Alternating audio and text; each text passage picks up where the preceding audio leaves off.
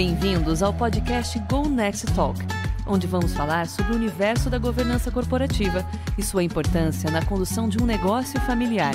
Entrevistas que vão ajudar você a conhecer mais sobre o assunto.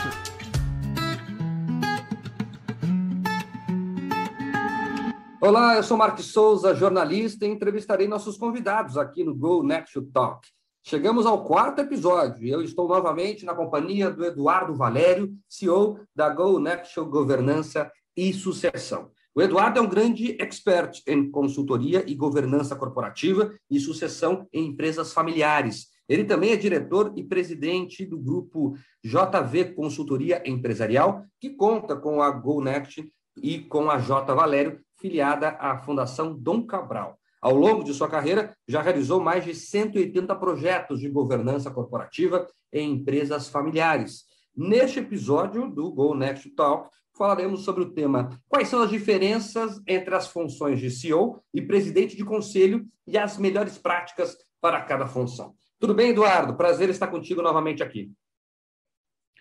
Olá, Marco. Prazer é meu de estar aqui de volta, compartilhando com todos aí um tema que me agrada muito falar, né?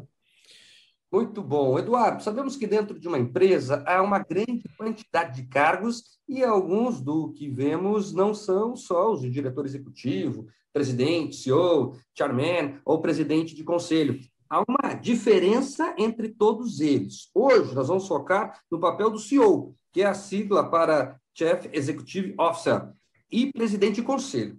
Eduardo, quem é quem nesse ambiente empresarial? Perfeito, Marcos. É um tema excelente porque, com o avançar das boas práticas de governança nas empresas aqui do Brasil, com a instalação principalmente dos seus conselhos de administração, são criadas novas configurações de cargos, né? Antigamente, quem tinha um conselho de administração, a empresa que tinha um conselho de administração, eram as empresas de capital aberto, né? Empresas com ação na bolsa, as empresas, sociedades anônimas de capital fechado, né? Por obrigação de lei, de ter o seu conselho de administração. Só que passados aí 15, 20 anos, essa realidade é outra, né? A maioria das empresas, sejam de capital aberto ou não, sociedades anônimas e empresas limitadas, estão configurando seus conselhos de administração, sejam eles consultivos ou conselhos estatutários, mas com uma única intenção, né, de melhorar as boas práticas da governança dos seus negócios e, obviamente, melhorar a sua performance. Bom, dito isso, entrando na sua pergunta, o presidente do conselho de administração e o CEO, né, ou o presidente da empresa, são papéis diferentes. Não é raro esses papéis serem exercidos pela mesma pessoa. Portanto, não é raro você ter um presidente do conselho acumulando o cargo com o presidente da empresa, ou seja, o CEO.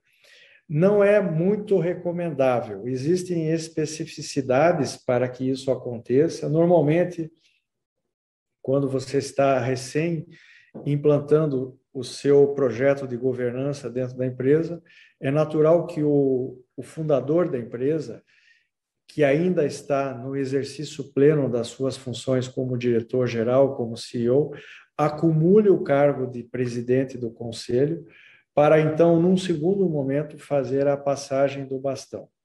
Mas a definição que você me perguntou, as diferenças cruciais para esses papéis, são basicamente as seguintes.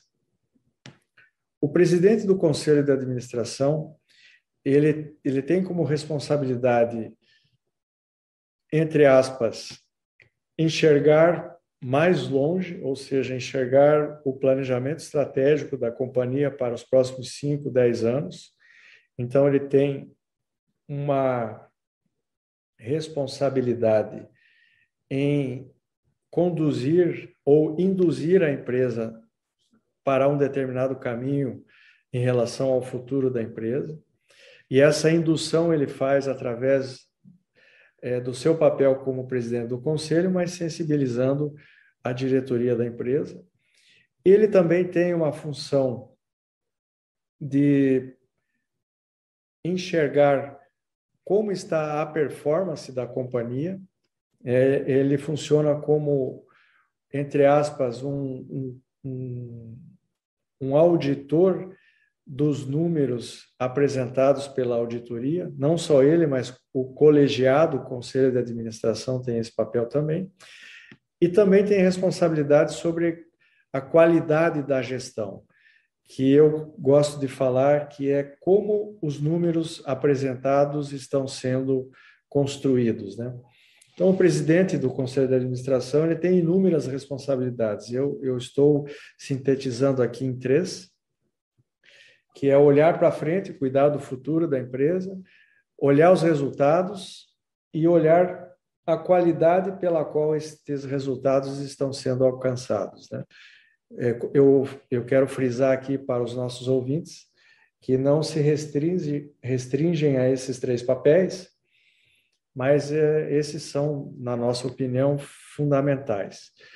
Já o presidente da empresa, ou CEO, ele tem também inúmeras responsabilidades, né? Ele tem a responsabilidade de propor ao presidente do conselho e ao conselho de administração a melhor estratégia para o negócio, e como estratégia ela é proposta pela diretoria, mas ela é aprovada pelo conselho, então aqui tem uma diferença bem importante.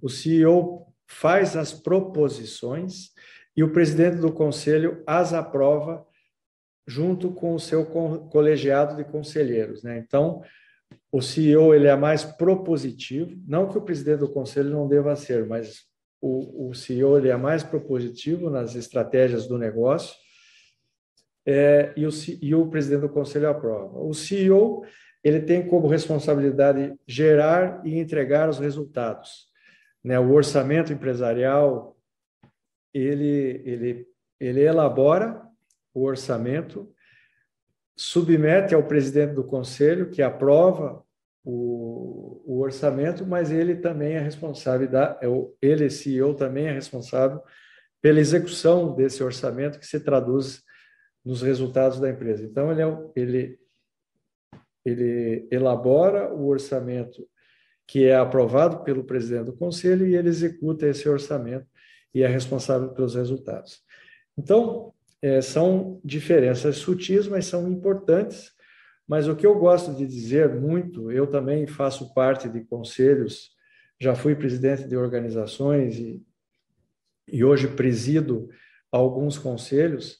O mais importante, Mark, é que haja uma perfeita sintonia entre o presidente da empresa, o CEO, e o presidente do conselho, e os 2 colegiados que eles representam, né? A diretoria executiva, que é representada pelo CEO, e o conselho de administração, que é representado pelo presidente do conselho. Então, muito importante é esse trabalho em equipe. Então, a notícia é assim, é um trabalho de cooperação entre esses 2 órgãos.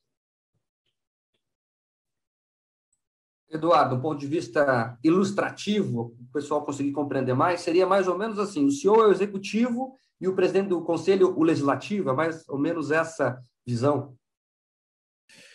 Ela não é bem essa, Marques, é assim, ela mistura um pouco, porque, como eu falei, sobre o orçamento, ou melhor, sobre o planejamento estratégico, o CEO ele também passa a ser legislativo quando ele elabora o planejamento estratégico, né? Ele ajuda a construir o planejamento estratégico e o órgão, o conselho de administração, o presidente do conselho, ele acaba aprovando também em consonância com o CEO, né? Então, eles têm aí uma linha tênue entre o executivo e o legislativo. Sob o ponto de vista hierárquico, ela faz sentido, porque, em última linha, quem pode desligar um CEO é o conselho de administração.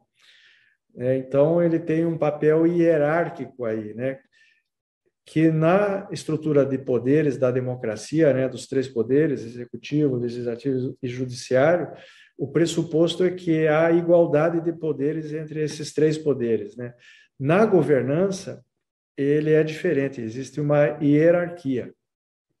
Mas, como eu sempre falo, sempre nesse processo de cooperação entre o Conselho de Administração e a diretoria executiva. Eduardo, no último episódio, nós falamos sobre o processo sucessório com o Gilson Faust de uma forma mais geral. Como que normalmente é esse processo de CEO para presidente de conselho?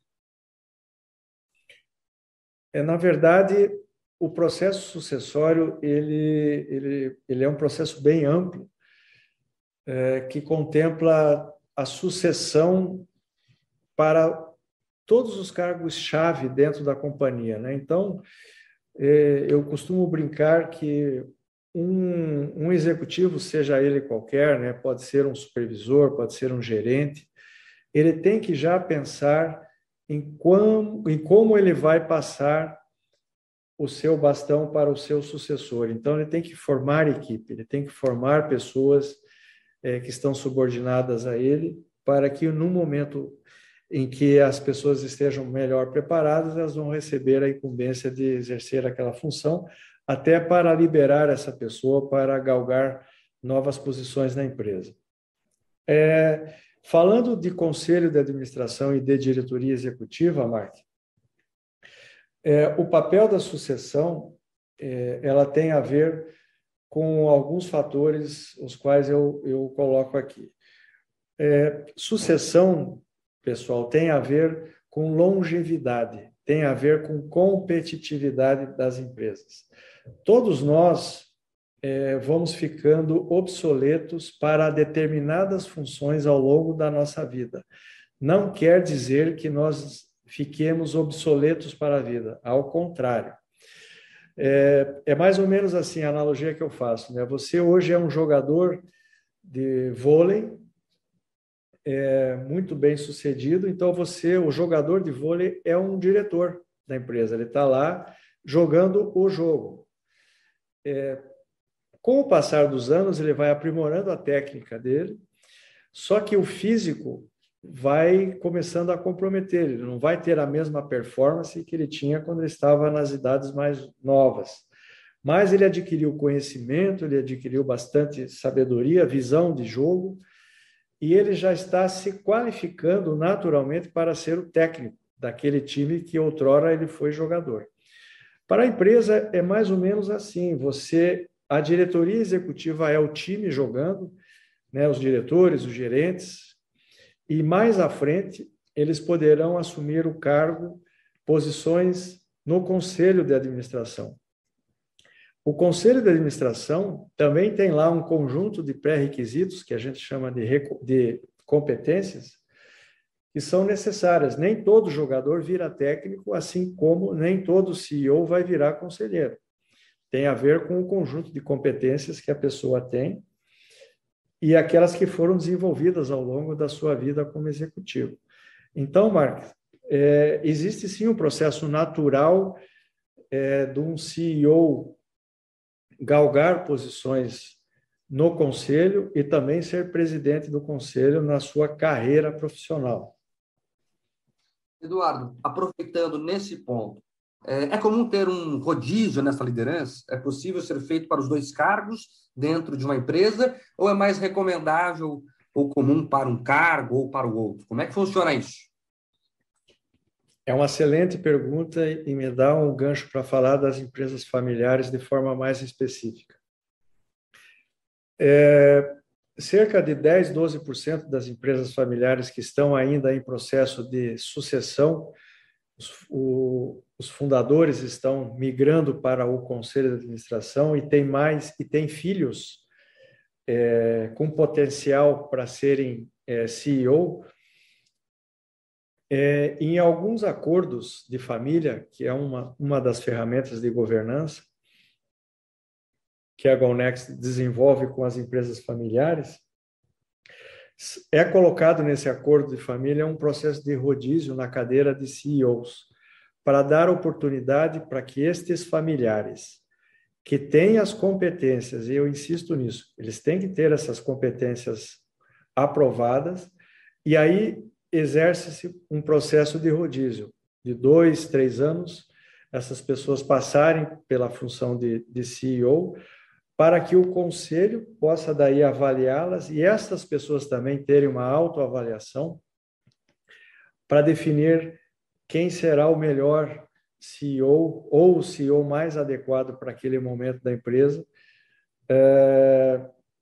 para aquela determinada empresa. Então, não é a grande maioria que pratica isso, mas é possível sim dentro dessa estatística que eu te passei. Então, isso é bastante importante, esse recado para as empresas familiares, que é um mecanismo inteligente de testar o familiar naquela posição, mas insisto, aquele familiar que desenvolveu aquelas competências para estar sentado naquela cadeira.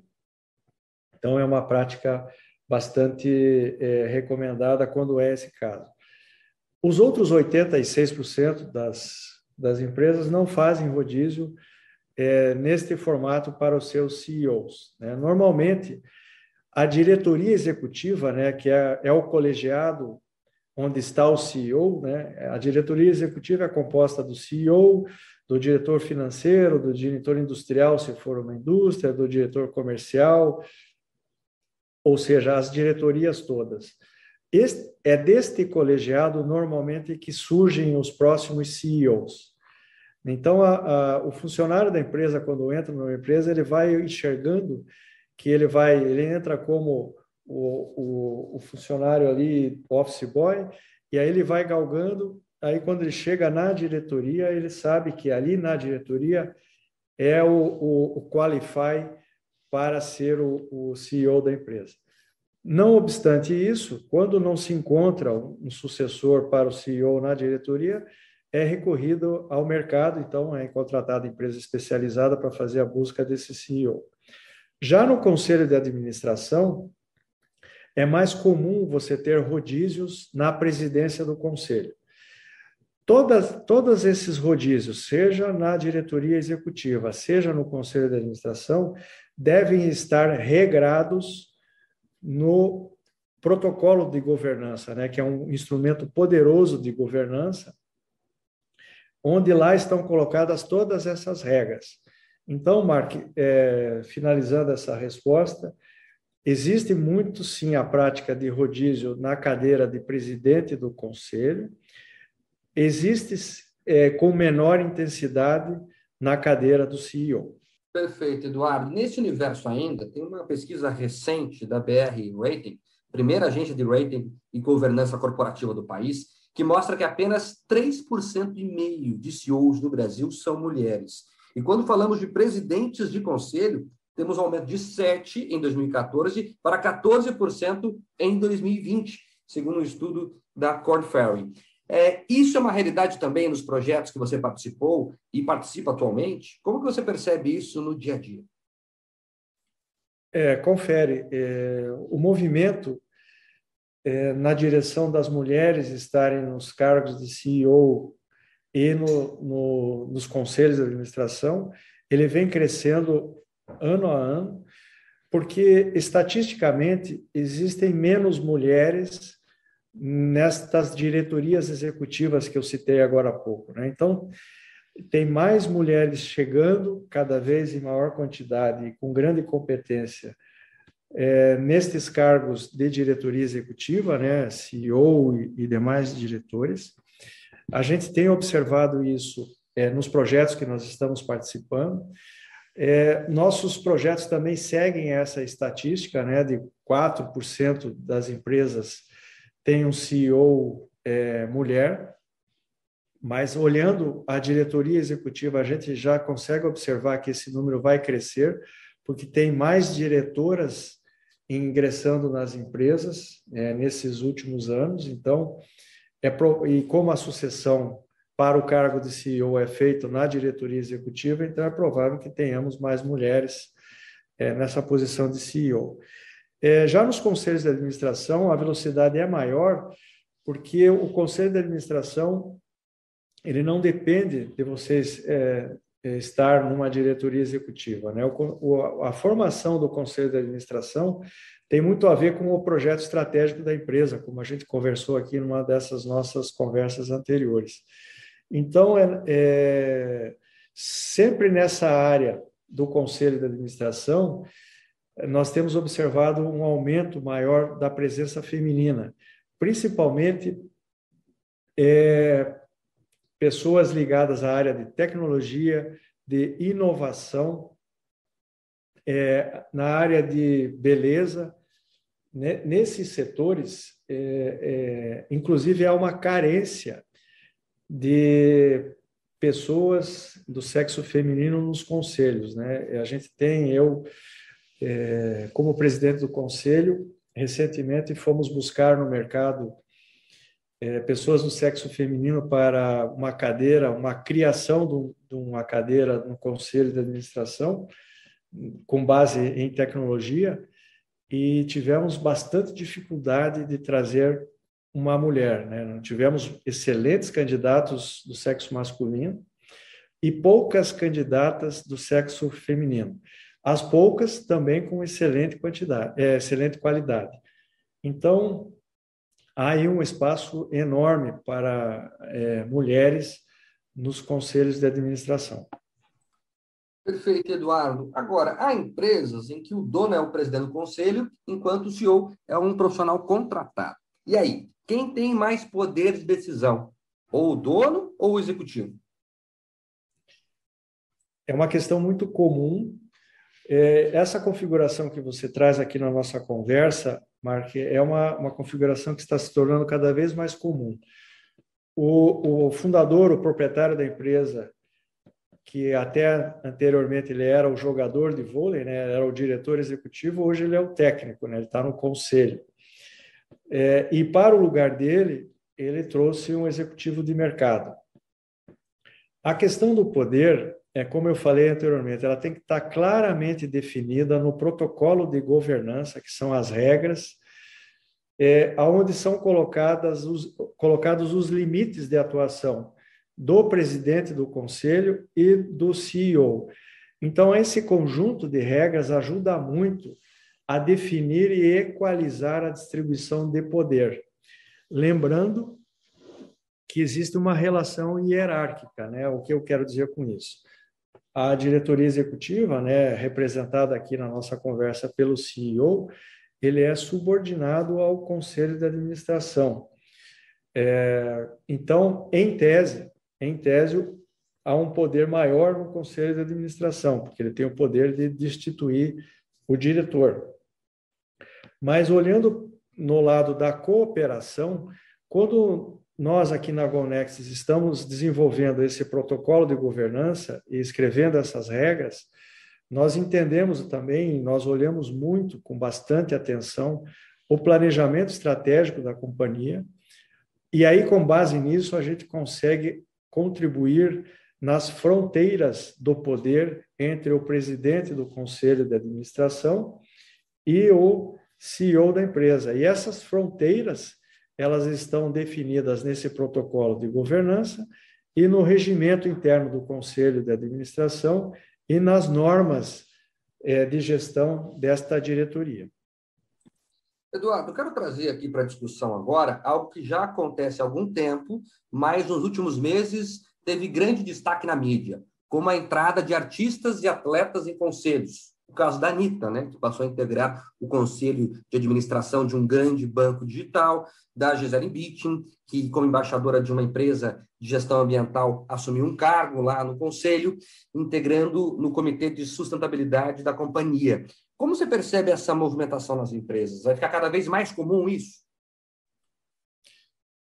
Olha, eu vejo com bastante preocupação, Marco, porque está se misturando aí um conceito que pode, inclusive, macular um pouco a questão do ESG. Obviamente, as duas pessoas aí que você citou são pessoas de sucesso, são empresárias,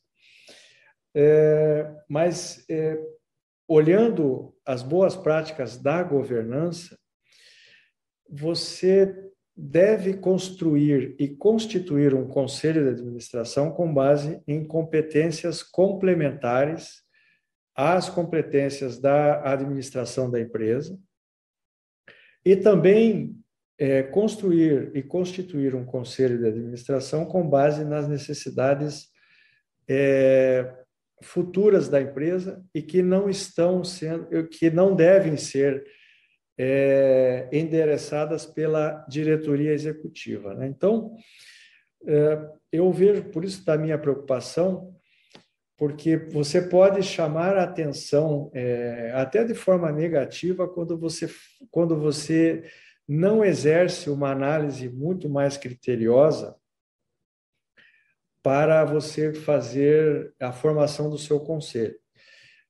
Eu obviamente não tive conhecimento das análises técnicas que estas instituições fizeram para convidar estas duas conselheiras, né? Mas eu quero crer que eles tenham feito uma análise bastante criteriosa e tenham chegado a estas pessoas por critérios absolutamente técnicos e não critérios midiáticos e que não tenham a ver com as boas práticas de governança. Eduardo, e como a governança corporativa auxilia CEO e presidentes de conselho a trabalharem em harmonia? Como eu falei um pouco antes aqui na nossa conversa, Marcos, a ciência está nesse protocolo de governança, que é o estabelecimento das fronteiras e das regras que se submetem os conselhos de administração e as diretorias executivas. Essas fronteiras, uma vez descritas de forma clara nesse protocolo de governança, constantes dos seus regimentos, tanto o regimento do conselho quanto das normas de gestão, potencializam de sobremaneira a governança da empresa e, consequentemente, os resultados. Então, o grande segredo aí é desenhar um protocolo de governança, estabelecendo de forma clara poderes e alçadas desses dois importantes órgãos aí. Perfeito, Eduardo. Agora, pensando também nos CEOs, né? Como você poderia destacar alguns CEOs e também presidentes de conselhos conhecidos, tanto de empresas familiares ou não, brasileiros e estrangeiros, que você considera grandes profissionais e por quê? Olha, é uma pergunta bastante difícil, Max, porque eu tenho medo de citar nomes aqui e esquecer de alguns outros nomes que são relevantes. O que eu gostaria de comentar nessa sua pergunta, que é uma pergunta bastante importante, é que, infelizmente, né, eu digo infelizmente, a mídia cobre apenas uma parte muito pequena das empresas, né? Normalmente as grandes empresas do Brasil. Mas eu posso falar para você, nós aqui da Agonext, que trabalhamos muito com as empresas familiares, temos aí exemplos espetaculares de vários CEOs e presidentes de conselho que são fora da curva, que são pessoas inovadoras, que são pessoas criativas. O que eu gosto de recomendar é que as pessoas que tenham curiosidade, que busquem no próprio nosso site da Agonext, temos lá várias referências, mas também publicações especializadas que mostram os rankings das 500, das 1.000 maiores empresas do Brasil, e vejam lá as empresas de médio porte, o que elas têm feito pelo nosso país, né? Boa parte, a grande parte do nosso produto interno bruto, do nosso PIB, a parte esmagadora, é constituído por trabalhos e resultados destas empresas familiares de médio porte, né? Então, tem exemplos aí espetaculares de empresários, conselheiros, presidentes de conselhos e diretores executivos que são formidáveis, né? Então, eu vou ficar devendo essa para você, Mark, não vou citar alguns nomes, mas sim dizer que vale a pena conhecer as médias empresas desse nosso Brasil, que elas estão fazendo a grande diferença no produto interno bruto do país. Não tem problema nenhum, Eduardo. É porque você deu pelo menos o perfil, então o pessoal já pode buscar aí para se inspirar, inclusive. Eduardo, pensando nos CEOs, presidentes e conselhos que aqui nos escutam, se eles quiserem buscar mais informações sobre o que conversamos aqui, o que você recomendaria a eles? Olha, nós temos alguns fóruns específicos. A GoNext desenvolveu já há bastante tempo fóruns de trocas de experiência, de compartilhamento de boas práticas, tanto para CEOs como para presidentes de conselhos. Então, no nosso site, www.gonext.com.br, vocês vão encontrar ali como se integrarem aos nossos fóruns, né? Que são atividades que complementam as suas atividades profissionais. Nós estamos também criando grupos de trabalho na GoNext. As pessoas podem se inscrever também no nosso site para discutir sobre temas específicos pertinentes, sejam eles ao trabalho dos CEOs, quanto ao trabalho dos presidentes de conselho e de conselheiros. Realmente uma oportunidade tanto para nossos ouvintes de poderem ter mais vivência na prática e aprimorar sua performance com grandes profissionais como você, Eduardo. Obrigado por mais uma participação aqui no GoNext Talk.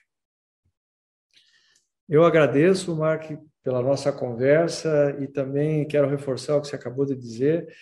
Os CEOs e os presidentes de conselho e conselheiros, juntem-se à GoNext, a gente aprende a cada dia com o que vocês têm vivenciado e o nosso trabalho é consolidar e compilar isso nas nossas metodologias e devolver para vocês como soluções para melhorar ainda mais a governança. Obrigado e um abraço. Perfeito, Eduardo. Até a próxima. Muito obrigado pela sua participação. E o próximo GoNext Talk abordaremos o tema como a governança corporativa influencia o processo de fusões e também de aquisições. Eu te espero, hein? Até lá. Este é o GoNext Talk, o podcast da GoNext Governança e Sucessão. Se você gostou, comente, compartilhe, classifique. Todos os episódios estão no site gonext.com.br. Lá você pode nos ouvir sempre que quiser, enviar sugestões e indicar temas e entrevistados. Até o próximo GoNext Talk.